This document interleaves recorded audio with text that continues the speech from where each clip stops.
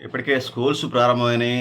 Admissions వాళ్ళు వేసవికాలం అంతా ప్రైవేట్ స్కూల్స్ అన్నీ ఇప్పటికే స్టార్ట్ చేసి, అసలు ఏప్రిల్ అయిపోతుంటేనే నెక్స్ట్ ఇయర్‌కి గూడా సంబంధించి సిలబస్ స్టార్ట్ చేసేసారు.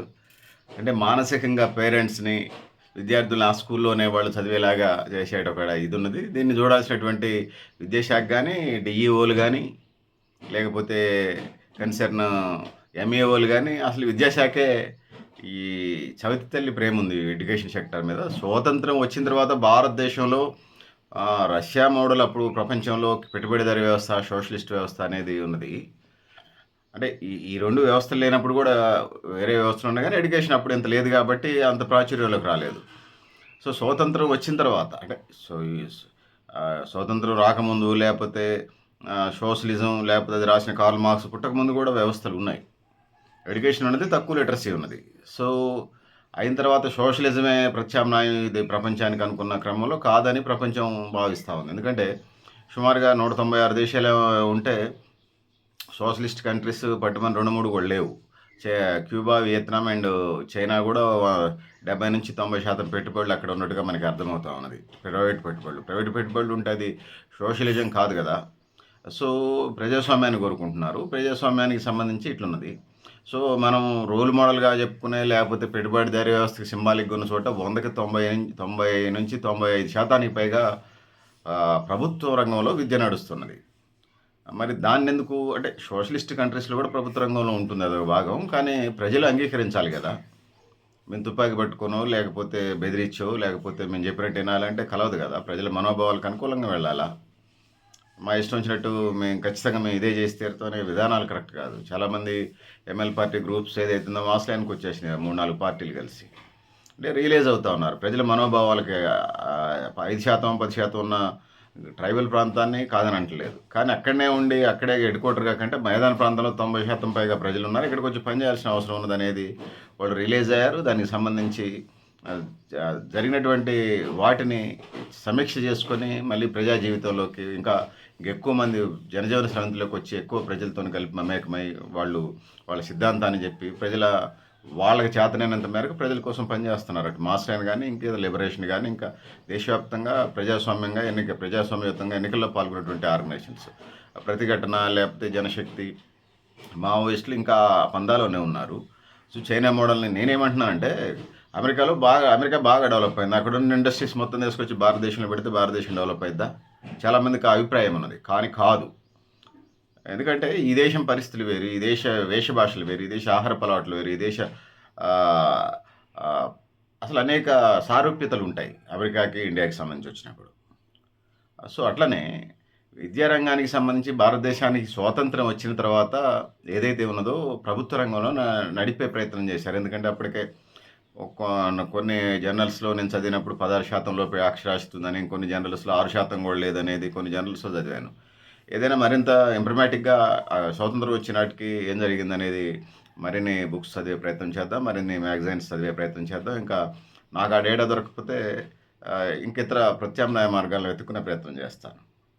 సో, అందుకోసం నేనేమంటున్నానంటే స్వాతంత్రం వచ్చినటువంటి 2, 3 దశాబ్దాలు ఏదైతే ఉన్నాయో, ఈ 77 ఏళ్లలో 2-3 దశాబ్దాలు, 20-30 సంవత్సరాల పాటు ప్రభుత్వ రంగాన్ని అంటే దేశంలో చాలామంది నిరక్షరాస్యత, నిరుపేదలు, అవిద్య, వెనకబాటుతనం, పేదరికం అవి బహుముఖంగా దేశాన్ని పట్టి పీడిస్తున్న క్రమంలో సాగునీటి ప్రాజెక్టులు, త్రాగునీరు అయితే దిక్కే లేదు. అంతా ఫ్లోరైడ్ నీళ్లు తాగుతుంది. ఎందుకంటే భారతదేశ వ్యాప్తంగా త్రాగునీరుకి ఇప్పుడు కడతా ఉన్నారు వాటర్ ట్యాంకులు దేశవ్యాప్తంగా. సరే ప్రభుత్వాలు ఏదైనా ఉన్నాయి. ఎంతో కొంత నత్తనడకం జరుగుతున్నాయనే దాని మీదనే మాకు భిన్నాభిప్రాయాలు ఉన్నాయి. సో, ఇదంతా ఎందుకు చెప్తున్నానంటే ఎడ్యుకేషను ఉండటం వలనే అంటే ఒక మనిషి లేకపోతే ఒక ఊరు, ఒక ప్రాంతం, ఒక దేశం, ఒక రాష్ట్రం గాని, ఒక దేశం గాని అభివృద్ధి చెందాలంటే ఎడ్యుకేషన్ వల్లనే అభివృద్ధి చెందుతుంది. అంటే వ్యవసాయం ఆధారమే తినడానికి తిండికి సంబంధించి. కానీ ఈ వ్యవసాయానికి సంబంధించిన టెక్నాలజీని, సైన్స్ అండ్ టెక్నాలజీని, ఆధునిక వ్యవసాయ పద్ధతుల్ని లేకపోతే ట్రాక్టర్‌లని, హార్వెస్టర్‌లని తీసుకొచ్చింది ఎడ్యుకేషనే. సో, మొదటి 2, 3 దశాబ్దాలు అటు చెప్పాల్సొస్తే 4 దశాబ్దాల దాకా కొంత ప్రభుత్వ రంగంలో పెద్ద ఎత్తున నడిచేది. అందరూ ఈనాడు రిటైర్డ్ అయిన కలెక్టర్ల దగ్గర నుంచి రిటైర్మెంట్ దగ్గర ఉన్న కలెక్టర్లు లేకపోతే వివిధ గ్రూప్ 1 ఆఫీసర్లు దేశవ్యాప్తంగా ఉన్నటువంటి వాళ్ళంతా ప్రభుత్వ పాఠశాలల్లో చదువుకొని ప్రయోజకులైన వాళ్ళే.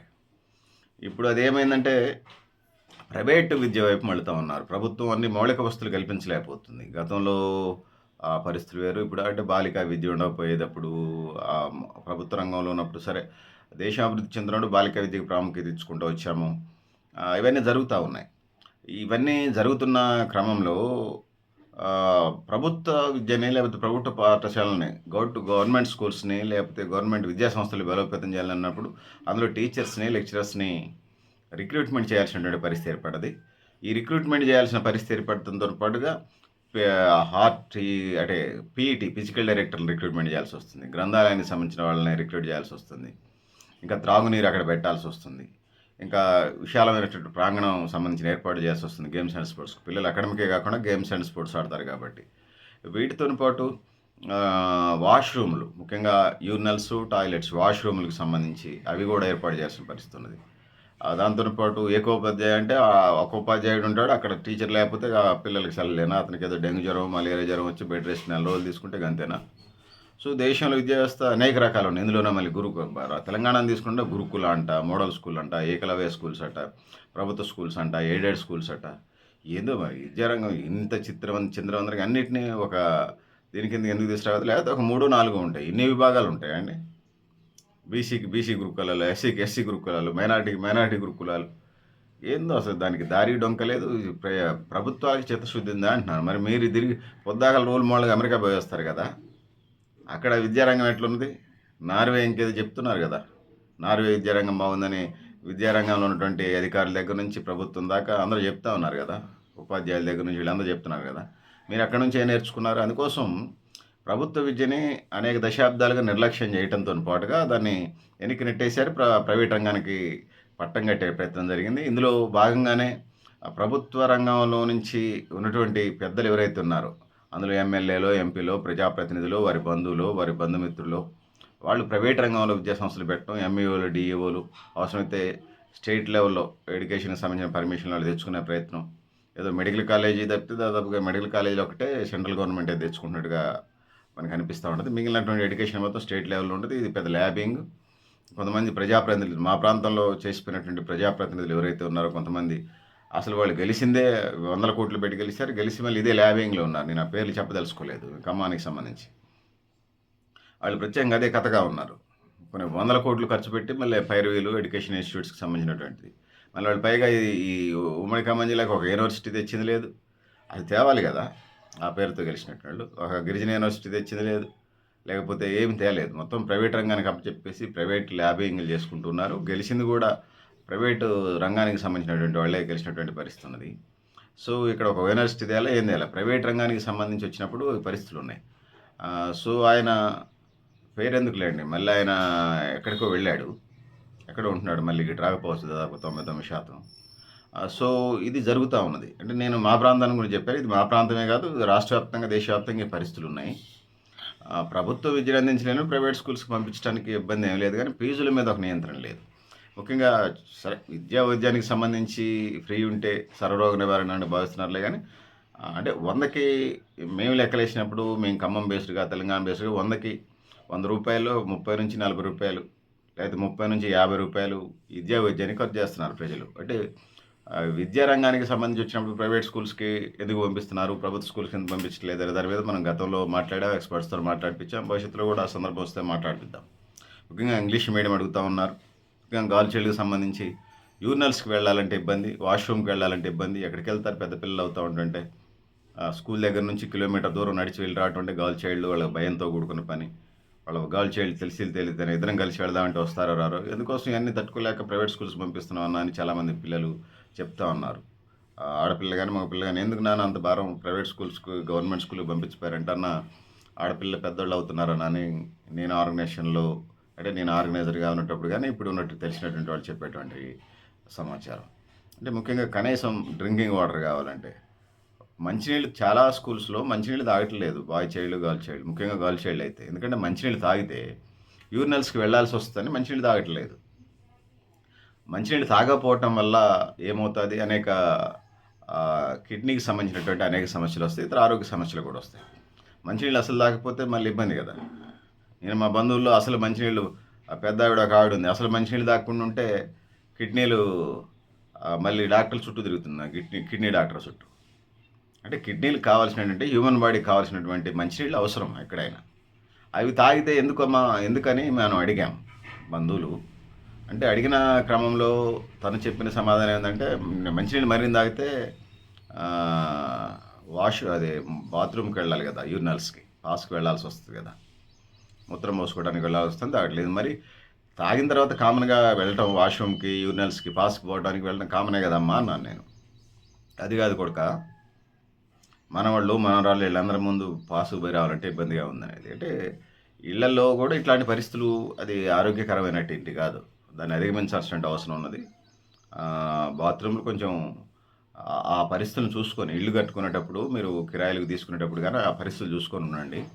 సో ఇదంతా ఎందుకు చెప్తున్నానంటే గర్ల్ చైల్డ్కి సంబంధించి మంచినీళ్ళు తాగట్లేదు. ఎందుకంటే పాస్ పోసుకోవడానికి యూరినల్స్కి వెళ్ళడానికి ప్రభుత్వ పాఠశాలలో తగిన సౌకర్యాలు లేవు. బాలికా విద్యను మీరేం బాగు చేస్తారు?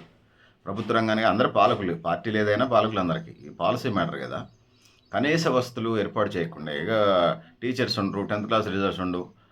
వాడు 8వ తరగతికి వచ్చినా కూడా పిల్లలు గర్ల్ చైల్డ్ కానీ బాయ్ చైల్డ్ కానీ 8వ తరగతికి వచ్చినా 2వ తరగతితో 3వ తరగతితో 4వ తరగతి తెలుగు పుస్తకాలు ఇంగ్లీష్ పుస్తకాలు చదవడం రాదు, చూసి చదవడం రాదు. అంటే ఎడ్యుకేషన్లో ఎక్కడున్నామో మనం అర్థం చేసుకోవాలి. సో ఇవన్నీ పరిస్థితులు ఉన్నాయి. వీటిని అధిగమించకుండా మనం ప్రభుత్వ పాఠశాలను బలోపేతం చేయలేం, ప్రభుత్వ విద్యని బలోపేతం చేయలేం. అందుకోసం ప్రైవేటు పాఠశాల వైపు మొగ్గు చూపుతున్నారు అనేక కారణాల వల్ల. సో ప్రధానంగా 3వ తరగతి నుంచి ఐఐటి కోర్సులట, ఫౌండేషన్ కోర్సులట 3వ తరగతికే నేర్పుతారు, 5వ తరగతికే నేర్పుతారు. వాళ్ళ నాలెడ్జ్ లెవెల్స్ ఎక్కడ? మేము రాసేటప్పుడు 7th క్లాస్ కామన్ ఎగ్జామ్ ఉంటేనే చాలామంది, అంటే నేను డిగ్రీకి వచ్చేసరికి దాన్ని తీసేశారు కామన్ ఎగ్జామ్. ఎందుకంటే పిల్లలకి 7వ తరగతి అంటే సుమారుగా 10-12 సంవత్సరాలు ఉంటాయి. ఆ టైంలో అంత కాంపిటేటివ్ ఎగ్జామ్స్ రాయాల్సిన అవసరం, అంత టెన్షన్స్.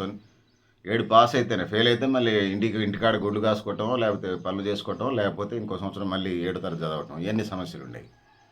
సో ఏది ఏమైనప్పటికీ ఒక పరిష్కార మార్గంగా 7వ తరగతి కామన్ ఎగ్జామ్ తీసేయటం మంచిది. లేకపోతే ఈ కార్పొరేట్ వ్యక్తులు శక్తులు అసలు దానికి కూడా ₹1,00,000 ఫీజు పెట్టాడు 7వ తరగతి కామన్ ఎగ్జామ్ ఉంటే. సరే వాళ్ళకి దండం పెట్టాలి, వాళ్ళు ఎవరోలే కానీ దాన్ని ఆ 7వ తరగతి కామన్ ఎగ్జామ్ తీపించిన వాళ్ళకి ఎవరో కానీ వాళ్ళకి చేతులు జోడించి దండం పెట్టాలి. లేకపోతే ఈ ఫీజుల నియంత్రణ కంట్రోల్ లేదు ఈ ప్రభుత్వాలకి.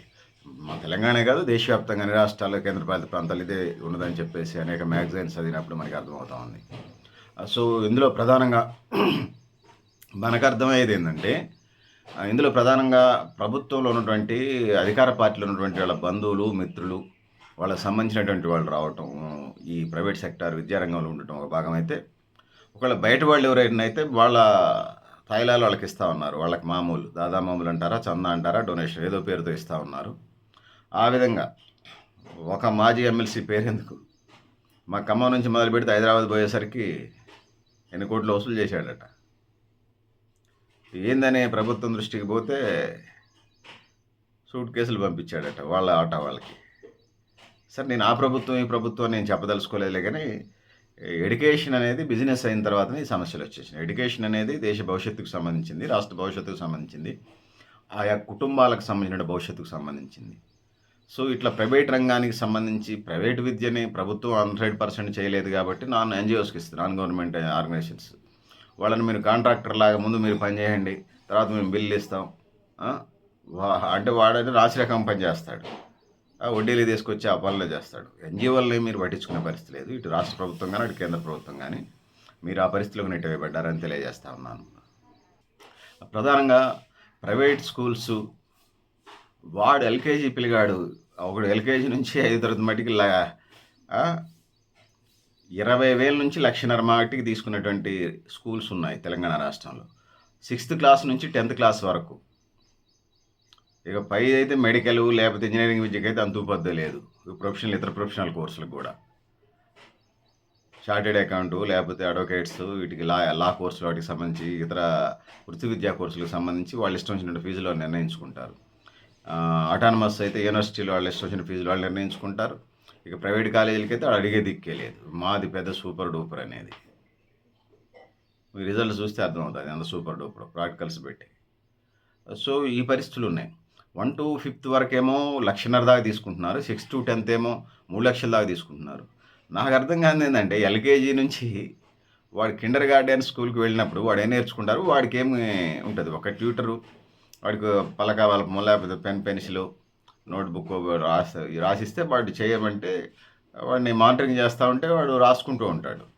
కొంత ప్లేయింగ్ కూడా అంటున్నాం కాబట్టి కొంత ప్రైవేట్ స్కూల్స్లో ఆ తరహా ఏమని చెప్తున్నారనుకోండి, నేను చూశాను. సో దీనికి లక్షణాలు దాకా తీసుకుంటారండి. ఏసీ స్కూల్స్ అట వాడు బాయిలర్ కూడా పెరిగితే వాడు ఉద్యోగం ఎండాకాలం ఉద్యోగం ఎడజేస్తాడండి పెద్ద అయితే. వాడి అంతా బాయిలర్ కూడా పెరిగితే పారం కూడా పెరిగితే ఎట తట్టుకోలేస్తాడు బయట ప్రపంచంలో. అందుకోసం ఎంత అవినీతికైనా పోయేలాగా ఉంటాడు కదా. చెడువైపు దేశాన్ని తీసుకుపోదాం అనుకుంటున్నారు. ఫీజుల మీద నియంత్రణ అనేది అసలు సామాన్య దిగువ మధ్య తరగతి పేదలు పిల్లలు చదివించుకునే పరిస్థితి ఉన్నదా? మీరేం ప్రభుత్వ రంగంలో పాఠశాలలో కనీసం టీచర్స్ ఉండరు. ఆ సబ్జెక్టు జనరల్గా 1 to 10th వచ్చినప్పుడు ఇంగ్లీషు, సైన్సు, మ్యాథ్స్ వీటికి సంబంధించిన టీచర్స్ ప్రధానంగా ఉండాలి. ఆ పరిస్థితి లేదు. మీరే విద్యా వాలంటీర్లు పెట్టుకోండి అంటున్నారు. ఎన్ఆర్ఐలు అని అనలేను, పూర్వ విద్యార్థులు. ఎన్ఆర్ఐలు అంటే చెప్పలేము, వాళ్ళకి అంత దేశభక్తి ఉందా అంటే అందరికీ లేదు. అట్లనే అందరికీ కొంతమందికి అయినా ఉంది. అందుకోసం అందరు నాకు గాటానికి అట్లా దేశం మీద ప్రేమ ఉన్నోళ్ళు ఎన్ఆర్ఐలు ఉన్నారు. సెల్ఫిష్ బ్యాచ్ కూడా ఉన్నది. మనం ఐడెంటిఫికేషన్ చేయాలి, పరిశీలించాల్సిన అవసరం ఉంది. వాళ్ళు ఎంత మటుకు చేస్తున్నారంటే ఎన్ఆర్ఐలకు సంబంధించి నాకు అంత సంతృప్తిగా లేను. ఎందుకంటే నా అనుభవం ఏంటంటే వాళ్ళు 100 బల్లాలు తీసుకొస్తే ఎన్ఆర్ఐలు, నేను కూడా ఒక మీటింగ్ అటెండ్ చేశాను ఖమ్మంలో. వాళ్ళకి 100 బల్లాలు తీసుకొస్తే 2 స్కూల్స్కే సరిపోతాయి కదా. 100 బల్లాలు 2 స్కూల్స్ కూడా సరిగ్గా సరిపోవు. వాళ్ళు 10 స్కూల్స్కి ఇచ్చారట. అంటే మరి ఎవరు సరిపోద్ది? ఏ క్లాస్ రూమ్లో సరిపోతాయి అవి? అంటే వైఖరులు పబ్లిసిటీ ఎన్ని యాప్లు ఉన్నాయి అన్ని యాప్ల్లో పెట్టుకున్నారు ఎన్ఆర్ఐలు. నేను ఆ పేర్లు ఏం చెప్పట్లేదు కదా, పలానా పుల్లయ్య మల్లయ్య అని. సో ఇది అంత మంచిది కాదు. అందుకోసం పూర్వ విద్యార్థుల మీద డిపెండ్ కావాలనేది ఒకటి చేస్తూ ఉన్నాం. ప్రభుత్వ రంగానికి సంబంధించి నిధులు బడ్జెట్ కేటాయించాలి. 2%, 4% కేటాయించినట్టు కాదు, 30% నిధులు కేటాయించడం వల్ల ప్రభుత్వ రంగంలో ఉన్నటువంటి పాఠశాలలు కానీ ఇతర విద్యా సంస్థలు ఏదైతే ఉన్నాయో కాలేజ్ లెవెల్లో వచ్చేటప్పుడు కాలేజెస్ కానీ యూనివర్సిటీస్ కానీ స్ట్రెంథెన్ కావడానికి అవకాశం ఉంటుంది. ఏ దేశ భవిష్యత్తు అయినా విద్య మీద ఆధారపడి ఉంటుంది. ఇప్పుడు ఒక గవర్నమెంట్ కాలేజీలో చదివినటువంటి డాక్టర్కి తక్కువ ఖర్చు అవుతుంటుంది, ప్రైవేట్ ఫీజులు కట్టి చదివినటువంటి ప్రైవేట్ డాక్టర్కి ఎక్కువ ఇదవుతుంటుంది. ఇద్దరిలో ఎవరు ఫ్రీ వైద్యంకు వెళ్తారో మీరు చెప్పాల్సిన పని లేదు. ఎందుకంటే ఇక్కడ క్లారిటీగా వస్తూ ఉంది. ఖచ్చితంగా ఫీజులు డొనేషన్లు కట్టి కోట్ల రూపాయలు ఖర్చు చేసినటువంటి ఒక మెడికల్ డాక్టర్ ఖచ్చితంగా ఆ సంపాదన ఇదిగానే ఉంటాడు. ఫ్రీ క్యాంప్స్కి వస్తాడనేది సందేహాస్పదం. మరి గవర్నమెంట్ అంటే వాళ్ళు కూడా అంత ఆర్టిబుల్గా ఉన్నారో, వాళ్ళు కూడా సంపాదన పడ్డారంటే కొంత ఖర్చు తక్కువ ఉన్నప్పుడు అంటే అందరికి కూడా అవకాశాలు కల్పించాలి అనేది మనం ఇక్కడ చెప్తా ఉన్నాం. ప్రైవేటు విద్య అంటే మాకేమి శత్రువేం కాదులే, కానీ అది ఉండాల్సిన దానికి అది 10%, 20% ఉన్నా పెద్ద ప్రాబ్లం లేదు. అందుకే ఇప్పుడు సుమారుగా 30 నుంచి 50% దాటుతా ఉన్నట్టుగా వినపడుతుంది. 40 నుంచి 50% దాటుతా ఉంది. గతంలో ఎప్పుడు పాత డేటా 30%. అంటే విద్యార్థులను కూడా వీళ్ళు దాదాపు 50% అబోవ్ తీసుకువెళ్ళే ప్రయత్నం అయితే చేస్తూ ఉన్నారు. ఇంకొక వైపు ప్రజలకి, ముఖ్యంగా అట్టడుగు వర్గాల ప్రజలకి, సబ్బండ వర్గాల ప్రజలకి ప్రభుత్వ విద్యను దూరం చేయడం కోసం అది చాలా స్కూల్స్ డెమాలిష్ చేసేసిన పరిస్థితి. 4,000 నుంచి 6,000 స్కూల్స్ రద్దు చేయటం వల్ల ఆదివాసీ పిల్లలు, గిరిజన గూడాల పిల్లలు, ఎస్సీ కాలనీ పిల్లలు, బీసీ కాలనీ పిల్లలు ఎలా చదువుకుంటారు ప్రభుత్వ పాఠశాలలు లేకుండా? వాళ్ళు రెక్కాడితే కానీ డొక్కాడదు.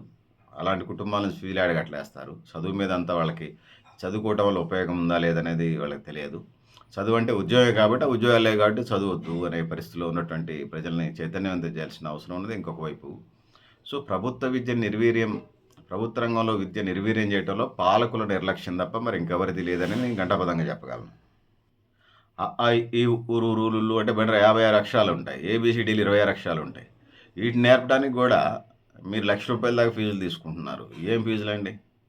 హాస్టల్ అంటే వాడు ఎంత తింటాడు? వాడు బుడ్డ పిల్లలు, చిన్నపిల్లలు, కిడ్స్, కిండర్ గార్డెన్ పిల్లలు, వాళ్ళకు కూడా మీరు ₹50,000, ₹1,00,000, ₹1,50,000 తీసుకుంటున్నారు. 50,000 నుంచి ₹1,00,000 దాకా తీసుకుంటున్నారు. వాళ్ళు తినేది ఎంత? ఆ ఫీజు ఎంత? ఆ పిల్లలకి ఏబిసిడీలు వీళ్ళు నేర్పడానికి నేను డబ్బులు అవుతాయా? అసలు నియంత్రణ లేకపోవటం ఎటువైపు తీసుకుపోతా ఉన్నారు ఈ దేశాన్ని? ప్రైవేట్ రంగానికి అప్పచెప్పేసి మన ఆఫ్రికన్ కంట్రీస్ లాగా చేద్దామనుకుంటున్నారా? లేదా ఆఫ్ఘనిస్తాన్ చేద్దామనుకుంటున్నారా? ప్రజాప్రభుత్వాలైనాయి, పెట్టుబడిదారులు లేకపోతే ప్రైవేట్ రంగ సీఈఓలా మీరంతా? ప్రభుత్వాన్ని, కేంద్ర రాష్ట్ర ప్రభుత్వాలు అడుగుతా ఉన్నాను నేను ఈ సందర్భంగా.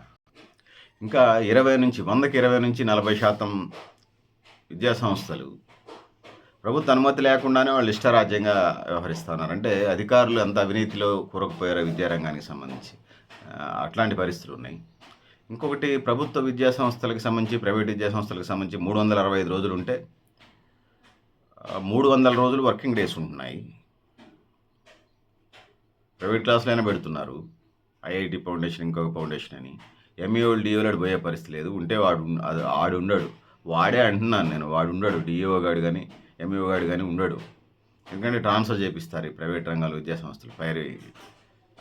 విద్యాశాఖ హెడ్ క్వార్టర్కి వెళ్ళి ఎక్కడి నుంచో ఆడిని ఉండకుండా వెళ్ళగొడుతున్నారు.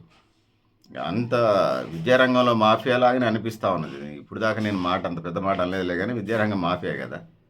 వీళ్ళు కూడా వాళ్ళు ఇచ్చే మామూలుకి అలవాటు పడి, కొంతమంది సిన్సియర్ ఉంటే ఆ పరిస్థితి ఉన్నది, ట్రాన్స్ఫర్ చేపిస్తున్నారు. సిన్సియర్ కాకపోతే వీళ్ళే ఎంఈఓలు, డిఈఓలు ఆడ ప్రైవేట్ స్కూల్స్, గవర్నమెంట్ స్కూల్స్లలో మీకు డిఈఓలు యానివర్సరీ కనిపించడం చాలా లిమిటెడ్ ఉంటుంది. కానీ ప్రైవేట్ స్కూల్ యానివర్సరీ, సంవత్సర వార్షికోత్సవాలు జరుగుతాయి కదా, స్కూల్ డేలు అవి జరిగినప్పుడు, లేకపోతే పిక్నిక్లు ఏమైనా జరిగినప్పుడు వీళ్ళు ముందుండి మంచి సందేశం ఇచ్చి మీటింగ్ చెప్పి వస్తుంటారు. వీళ్ళకి తావిళాలు వీళ్ళకి వెళ్తున్నాయి. నేనేదో ఒక జిల్లాకు సంబంధించి కాదు, రాష్ట్ర వ్యాప్తంగా పరిస్థితులు ఉన్నాయి కాబట్టి అనేక సందర్భాల్లో మాట్లాడినప్పుడు, విన్నప్పుడు, కన్నప్పుడు, అనేక అధ్యయనాలు చేసినప్పుడు ఇవన్నీ అర్థమవుతూ ఉన్నాయి. సో బాధ్యత ఉండదు. ప్రభుత్వ పాఠశాలలకు సంబంధించి, ప్రైవేట్ పాఠశాలకు సంబంధించి, ప్రైవేట్ పాఠశాలలో 365 రోజులకి 300 రోజులు వర్కింగ్ డేస్గా మనకు కనిపిస్తూ ఉన్నాయి. 65 రోజులు కూడా, మిగిలిన 65 రోజులు ఏదైతే ఉన్నాయో వాళ్ళు కొంతమంది మీడియం స్కూల్స్ అయితే అట్లా ఉంచుతున్నారు, కొన్ని రోజులు ముందు తీసుకుంటున్నారు. కొంచెం కార్పొరేటు పెద్ద విద్యా సంస్థలు అయితే 65 రోజులు కూడా వాళ్ళు కరపత్రాలు పంచడం, అడ్మిషన్స్ ఎన్ని చేస్తే అంత ఆడికి జీతం పెంచడం ఆ టీచర్కి. వీళ్ళే గురువులేం కాదులే, టీచర్లే. నేను గురువులు, టీచర్లకు సంబంధించి ప్రతిసారి నేను వివరించాల్సిన అవసరం లేదు, ఎవరు గురువు ఎవరు టీచర్ అనేది సంబంధించి. ఇక ప్రైవేటు విద్యారంగంలో ఇట్లా పరిస్థితులు ఉన్నాయి. గవర్నమెంట్ స్కూల్స్కి సంబంధించి వచ్చినంత మటుకే ఇందులో అనేక రకాల పాఠశాలలు ఇప్పటికే చెప్పాను. గురుకుల పాఠశాలలు అట్ట, మోడల్ స్కూల్స్ అంట, ఏకలవ్య స్కూల్స్ అట్ట, హాస్టల్స్ అట్ట, డే స్కూల్స్ ఉన్నాయి, జిల్లా పరిషత్ హై స్కూల్స్, మండల పరిషత్ హై స్కూల్స్, అప్పర్ ప్రైమరీ స్కూళ్ళు, ప్రైమరీ స్కూల్స్, వివిధ విభాగాలు, ఇన్ని రకాల పేర్లు. అసలు విద్యా వ్యవస్థ అంతా ఒక రంగానికి తీసుకొచ్చేస్తే ఇన్ని మేనేజ్మెంట్లు ఎందుకండి? మండల పరిషత్ లేదు, జిల్లా పరిషత్, అన్నీ యూనివర్సల్గా మెర్జ్ చేసేయచ్చు కదా. మెర్జ్ చేస్తే ఈ సమస్య ఉండదు. స్టేట్ గవర్నమెంట్, సెంట్రల్ గవర్నమెంట్ నిధులు పంపించేది, ఇంకంటే స్థానిక సంస్థలు పంపిస్తున్నాయి. ఇన్ని విభాగాలు ఏందో అర్థం కాదు వీళ్ళ కోఆర్డినేషన్కి సంబంధించి. ఇక అదే సిలబస్, అదే వారం. ఇంకా ప్రైవేట్ స్కూల్స్లో అయితే మేము గవర్నమెంట్ సిలబస్ చాలా తక్కువ ఉంటుంది, మేము ప్రైవేట్ స్కూల్స్లో ఎక్కువ సిలబస్ ఉంటుంది అని చెప్పేసి వాళ్ళు ఒక రౌండ్ చెప్పేసి నెక్స్ట్ 9th క్లాస్ వాళ్ళకి జనరల్గా డిసెంబర్కి సిలబస్ కంప్లీట్ చేసి 10th క్లాస్ సిలబస్ చెప్తా ఉన్నారు. రివిజన్ ఓకే, 9th రివిజన్ చేస్తే సంతోషం. మ్యాథ్స్, ఇంగ్లీష్ అటు సబ్జెక్ట్ తరువుగా ఉంటే వాడి కాంపిటేటివ్ ఎగ్జామ్స్కి కూడా పనికి వస్తాయి తర్వాత, పెద్ద అయిన తర్వాత. అసలు కాంపిటేటివ్ ఎగ్జామ్స్ మూడే లేదు కదా ఇప్పుడు ఉన్నటువంటి విద్యా విధానంలో. ప్రభుత్వ ఉద్యోగాలకి వీళ్ళు నోటిఫికేషన్ లేరు. వాళ్ళు అసలు విదేశాలకు షెడ్యూల్ అవుతారని దేశంలోనే వాళ్ళు అవుతూ ఉన్నారు. ఏమి రాకపోతే ఆ డ్రైవింగ్ నేర్చుకునైనా ఆ డ్రైవింగ్ దుబాయ్ లాంటి దేశాలకు వెళ్తున్న పరిస్థితులు నేను చూస్తూ ఉన్నాను. సో ఈ పరిస్థితులన్నీ ఉన్నాయి. ప్రభుత్వ విద్యని నిర్లక్ష్యం చేసింది ప్రభుత్వం తప్ప మరొకళ్ళు కాదు, ముఖ్యంగా పాలక వర్గాలది. ఆ పాపమంతా వాళ్ళకే తగులుతుంది, అందులో తేడా ఏం లేదు. మళ్ళీ వీళ్ళకే అనేక విద్యా సంస్థలు విద్యా రంగంలో ఎంత అయ్యాయో అది వేరే సంగతి, వేరే సందర్భంలో మాట్లాడదాం. విద్యా సంస్థలు ఇట్లా సర్వనాశనం, దుంపనాశనం కావడానికి కారణం, ప్రైవేట్ రంగానికి అప్పచెప్పడానికి కారణం ప్రభుత్వంలో ఉండే పాలకులు, రాజకీయ పార్టీలు తప్ప మరొకళ్ళు కాదని తెలియజేస్తా ఉన్నాను. ఇక గవర్నమెంట్ స్కూల్స్ పరిస్థితి ఇప్పటికే చెప్పినటువంటి సౌకర్యాలు లేవు. త్రాగునీరు కానీ, వాష్రూమ్లు కానీ, యూరినల్స్ కానీ, టాయిలెట్స్ కానీ లేవనేది, ఫ్యాకల్టీ లేదనేది, గ్రంథాలయం లేదని, ఆర్ట్ క్రాఫ్ట్ లేవనేది, ఇక ప్లే గ్రౌండ్ ఉన్నదా, పీఈటీ వెహికల్ డైరెక్టర్ ఉన్నారా లేరు అనేది అన్ని పెద్ద సమస్యలు. ఉన్న మ్యాథ్స్, ఇంగ్లీష్ చెప్పి, సైన్స్ చెప్పి టీచర్సే ఉన్నారనేది ప్రశ్నార్థకం చాలా స్కూల్స్లో. ఇక మళ్ళీ వాళ్ళు అక్షరాలు నేర్పుతున్నారంటే అది మా ప్రైమరీ వాడు 5వ తరగతికి వచ్చినా వాడికి ఇది 1వ తరగతి పుస్తకం చదవడం రాదు. ఏందండి ఈ పరిస్థితి అంటే చిన్నప్పుడు వాడికి నేర్పలేదట. మరి ఆడ గవర్నమెంట్ టీచర్స్ వాళ్ళు ఎందుకు నేర్పలేదు, వీళ్ళెందుకు దాన్ని కంటిన్యూ చేయట్లేదు? అసలు అడిగేటోళ్ళు లేడు. ఈ చూడాల్సినటువంటి డిఈఓలు, ఎంఈఓలు, లేకపోతే కలెక్టర్లకు సంబంధించినటువంటి విద్యాశాఖ అధికారులు ఎవరు మామూలుగా వాళ్ళు అలవాటు పడిపోయారు. ముఖ్యంగా హెడ్ మాస్టర్లు అయితే వారం రోజులు సెలవు పెట్టి 8వ రోజు వస్తే 8 రోజులు అటెండెన్స్ రిజిస్టర్లో సంతకాలు చేయించుకుంటున్నారు. తంబు పెట్టాలండి అటెండెన్స్‌కి సంబంధించి, ఉపాధ్యాయులకు సంబంధించి. మా ఖమ్మం గవర్నమెంట్ హాస్పిటల్‌లో ఆ తంబు పెడితే దాన్ని పగలగొట్టిచ్చారు ఒక స్వీపర్‌తోని. కాంపౌండరో, స్వీపర్‌తో ఎవరితోనో నాదేముంది వాడినే పట్టుకొని గట్టిగా నిలదీస్తే మనాళ్ళు చెప్తా ఉన్నాడు. నాదేం లేదు వాళ్ళు డాక్టర్లు అంటే ప్రైవేట్ ప్రాక్టీస్‌లు చేసుకోవాలి కాబట్టి వాళ్ళ తంబు అంటే కాదు. సంబంధించిన సూపరింటెండెంట్ ఇప్పుడు కాదులే చాలా సంవత్సరాలు అవుతుంది. దశాబ్ద కాలం అవుతుంది. తంబు వేయడానికి వాళ్ళకి ఇబ్బందిగా ఉంది. సో, అట్లనే ప్రైవేట్ హాస్పిటల్ చూసుకోవాలి. ఇప్పుడు గవర్నమెంటు స్కూల్స్‌లో ఉన్నటువంటి హెడ్ మాస్టర్లు ప్రైవేట్ కాలేజీలకి ఇస్తా ఉన్నారు. ఒక్కొక్క స్టూడెంట్ దానికి సంబంధించి మనం పత్రికల్లో కూడా చూసాం. ఒక్కొక్క స్టూడెంట్ నుంచి ఫర్ హెడ్ ఎంత తీసుకుంటున్నారు. ప్రభుత్వ స్కూల్స్‌లో ఉన్నటువంటి హెడ్ మాస్టర్లు ప్రైవేట్ స్కూలు, ప్రైవేటు విద్యా సంస్థలు, కార్పొరేట్ విద్యా సంస్థల నుంచి అది జూనియర్ ఇంటర్ గాని, ఇతర ఇంజినీరింగ్ విద్య, ఇతర కాలేజీలకు సంబంధించి విద్యకు సంబంధించి వాళ్ళు సంవత్సరానికి 50,000 నుంచి 5,00,000 సంపాదిస్తా ఉన్నారు. ఎందుకంటే వీళ్ళ పేరెంట్స్ కోఆర్డినేట్ చేయడం, అక్కడ జాయిన్ చేయించడంలో వీళ్ళు క్రియాశీల పాత్ర పోషిస్తున్నారనేది డైలీ న్యూస్ పేపర్స్ మనం చూసే వాళ్ళకి ఎవరికైనా తెలుస్తుంది.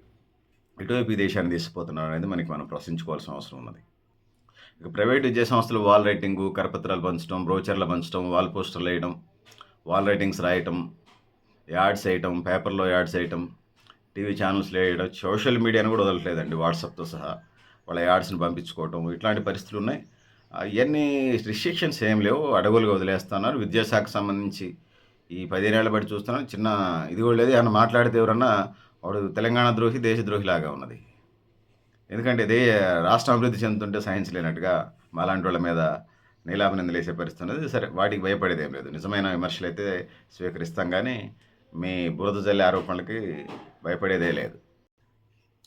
ఇంకా చాలామందితో మాట్లాడినప్పుడు మనకేమర్థమవుతుందంటే, ప్రైవేటు విద్యా సంస్థలో చేరిన దాకా ఒక పద్ధతి, చేరిన తర్వాత ఒక పద్ధతి. ఫస్ట్ నెల ఏం లేదు, తర్వాత మొదలు పెడతారు. చేరిన తర్వాత స్కూల్ డ్రెస్సులు వాళ్ళ అండర్లోనే, వాళ్ళో లేకపోతే వాళ్ళకి సంబంధించిన టైఅప్ అయినటువంటి బట్టల షాప్తోనే కొనుక్కోవాలి. పుస్తకాలు కూడా వాళ్ళకి టైఅప్ అయిన బుక్ స్టాల్తో కొనుక్కోవాలి. షూస్ వాళ్ళకి టైఅప్ అయినటువంటి షూస్, చెప్పుల షాప్లో కొనుక్కోవాలి. పేస్ట్లు, బ్రష్లు కూడా అది ఒకటే ఉన్నది పెండింగ్. కాల్గేట్ కంపెనీ లేకపోతే క్లోజప్ కంపెనీ టైప్ అయితే వాళ్ళతో కూడా టైప్ అవుతాయి ప్రైవేట్ విద్యా సంస్థలు.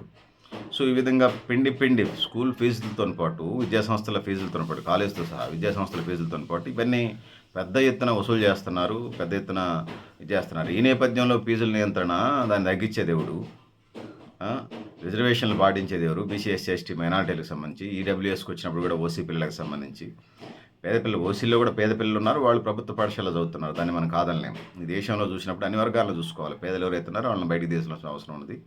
ఇవన్నీ ఉన్నాయి. దీని మీద నియంత్రణ చేయాల్సినటువంటి పాలకులు ఎవరికి పుట్టిన బిడ్డరా ఎక్కెక్కి ఏడ్చిన చందంగా చవితి తల్లి ప్రేమ చూపించినంతకాలం విద్యారంగంలో నుంచి మనం మంచి ఫలితాలు ఆశించలేము. ఫీజుల నియంత్రణ అనేది అదొక ఊహ, అదొక కళ తప్ప మరొకటి కాదు. చూడండి, అభివృద్ధి చెందలేదు, మీరు బంగారు తెలంగాణ కాలేదు, సస్యశ్యామల తెలంగాణ కాలేదు, హరిత తెలంగాణ కాలేదని మీరు డైలాగులు కొడుతున్నారు కదా. విద్యారంగం చూడండి ఎంత డెవలప్ అయిందో. 100 రూపాయలతోనే, నాకంటే ముందు తరాలు 100 రూపాయలతోనే ప్రభుత్వ రంగంలో సాధ్యం కాని వాళ్ళు, అంటే ప్రభుత్వ రంగం కాకుండా ప్రైవేట్ సెక్టర్కి వెళ్ళినప్పుడు 100 రూపాయలతోనే వాళ్ళ చదువులు కంప్లీట్ అయ్యే పరిస్థితి సంవత్సరానికి 100 రూపాయలతో నడిచింది. ఇప్పుడు 1వ తరగతి నుంచి 5వ తరగతి వరకు 1,50,000 దాకా కడతా ఉన్నారు. 6వ తరగతి నుంచి 10వ తరగతి వరకు 3 లక్షల దాకా కడతా ఉన్నారు. చూడండి విద్యారంగం ఎంత, ప్రైవేట్ రంగంలో ఎంత అభివృద్ధి చెందో. మీరు అభివృద్ధి కాలేదంటారండి. మొత్తం మిడిల్ క్లాస్ పేరెంట్స్ మనస్తత్వం మీద ఇది ఆధారపడి ఉన్నది. పేరెంట్స్ 3వ తరగతికి ఐఐటి ఫౌండేషన్, వాడు వయసు 10 సంవత్సరాలు ఉండవు, తప్పట్టు 8 సంవత్సరాలు ఉండవు. వాడు ఐఐటి ఫౌండేషన్, వాడికి ఏం తెలుసండి ఇవన్నీ. వాళ్ళు ఏమన్నా పిల్లలంటే మీరేమన్నా పిల్లల్ని కన్నారా, మిషన్లు కన్నారా, రూపంలు కన్నారా? పేరెంట్స్కి నేను చెప్పదలుచుకున్నాను, ముఖ్యంగా గ్రాండ్ పేరెంట్స్. దరిద్రానికి మీరు చదివి సాగిపోయారా? మీరు చదివి సత్తే పోయేది, ఇన్ని సమస్యలు ఉండేగా. మీ కోరికలు, మీ అభిప్రాయాలన్నీ పిల్లల మీద, కొడుకుల మీద, బిడ్డల మీద, మనవాళ్ళ మీద, మనరాళ్ళ మీద రుద్ది సాగుకొడతారు ఎందుకు? దరిద్రులారా, యూజ్లెస్ ఫెలోస్, వేస్ట్ ఫెలోస్ అంతా కూడారు పేరెంట్స్. అందరూ చాలామంది అలా వచ్చారు. ఇవన్నీ ప్రైవేటు రంగం పెరగటానికి, అయితే ప్రైవేట్ రంగాన్ని ఫీజులు పెరగడానికి మీ మైండ్ సెట్ తప్ప కారణం మరొకటి కాదు. ప్రభుత్వాలని అరుస్తూ ఉన్నాం, కానీ మీరు మారకుండా వాళ్ళని హెడ్ అండ్ టైల్ 2 ఉంటాయి. ప్రభుత్వాన్ని అరిసేకాడ అరుస్తూ ఉన్నాం, మీరు మారాలి, మీకు బుద్ధి రావాలి. ఎంతైనా కట్టేస్తారు. బేసిక్ మామూలు విద్యాలు కదా. వాడికి మినిమం ఇంగ్లీష్ మీడియం విద్య వచ్చి చదువు వస్తే తర్వాత వాడి టాలెంట్ ఉంటే వాడే ర్యాంకర్ అవుతాడు.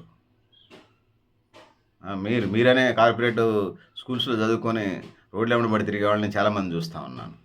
ఎక్కువ డబ్బులు పెడితే వాడు చదువుతాడు. వాడికి పర్సనల్ ఇంట్రెస్ట్ ఉండాలి.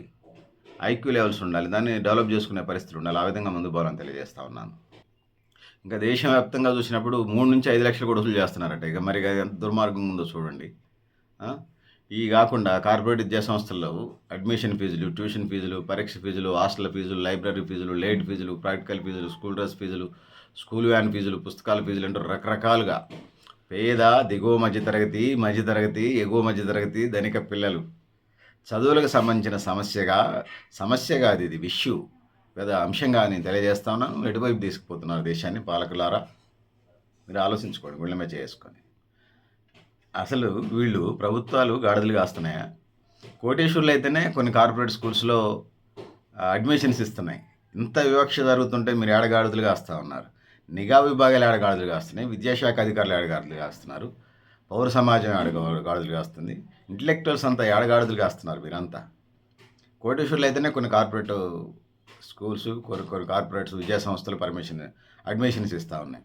వాళ్ళ బ్యాక్‌గ్రౌండ్, ఫైనాన్షియల్ బ్యాక్‌గ్రౌండ్. సో దీన్ని వివక్షణ ఎటువైపు తీసుకుపోదాం అనుకున్నారు దేశాన్ని? ఇక విద్యార్థి సంఘాలు ఎప్పుడు గోల చేస్తాయంటే, కొన్ని ఆర్టిబుల్గా పనిచేసే విద్యార్థి సంఘాలని హ్యాట్స్ ఆఫ్ చెప్తా ఉన్నాను. కొన్ని వాళ్ళ డొనేషన్స్ వసూలు చేసుకుంటారు. వాళ్ళ ఆర్గనైజేషన్ నడవడానికి సంబంధించి మెతక వైఖరి ఉన్నది. చిత్తశుద్ధి ఉండాలి. మీ సంస్థలు నడుపుకోవడానికి డొనేషన్స్ అడుక్కోండి. కానీ ఒక ఇది ఉండాలి కదా, ఎక్కడైనా ఒక లిమిటేషన్స్ ఉండాలి కదా, అవి లేవు. మీరు దాని మీద ఎంత మట్టికి పోరాడుతున్నారు, ఎంత చిత్తశుద్ధి ఉందనేది. ప్రతి సంవత్సరం ఒకసారి అన్ని విద్యార్థి సంఘాలు కలిసి, రాష్ట్రంలో ఉన్న అన్ని రాజకీయ పార్టీలు విద్యార్థి సంఘాలు కలిసి ఒకరోజు బంధుకు పిలుపునిస్తే, 2 రోజులు బంధుకు పిలుపునిస్తే, తర్వాత యథావిధి కొనసాగుతుంది. పెద్ద ఏం మార్పులు వచ్చినట్టుగా అనిపించట్లేదు. అది కూడా మీరు ఎప్పుడు స్కూల్స్ అయిన తర్వాత విద్యారంగంలో ఉన్నటువంటి పరిస్థితులు చక్కదిద్దడానికి అనేస్తారు. అప్పటికే ప్రైవేట్ రంగంలో జరగాల్సినటువంటి సమాజానికి జరగాల్సిన నష్టం ఏదైతే ఉందో, అధిక ఫీజులు, అధిక డొనేషన్స్ వసూలు చేయడం అప్పటికే జరిగిపోద్ది. అది పరిస్థితి. సో ఏదేమన్నట్టు ప్రభుత్వ విద్యను బలోపేతం చేయాల్సిన అవసరం ఉంది. ప్రైవేట్ రంగం మీద విజిలెన్స్ అండ్ మానిటరింగ్ చేయాలి. ఉన్నటువంటి ఎలుకలు, పందికొక్కుల్ని పారదోలాల్సిన పరిస్థితి ఉన్నది విద్యారంగంలో. ఒక కమిటెడ్, సిన్సియర్ అధికారులను దీనిలో రిక్రూట్మెంట్ చేయడం వల్ల ఖాళీగా ఉన్న ఎంఈఓ పోస్టులు, నేను ఇప్పుడు దాకా టీచరు, ఫ్యాకల్టీ చెప్పిన ఎంఈఓలు, డిఓ పోస్టులు కూడా లేనటువంటి పరిస్థితి, వాళ్ళని కూడా రిక్రూట్మెంట్ చేయాల్సిన అవసరం ఉన్నది. విద్యారంగానికి సంబంధించి 30% నిధులు ఇచ్చినా సంతోషమే.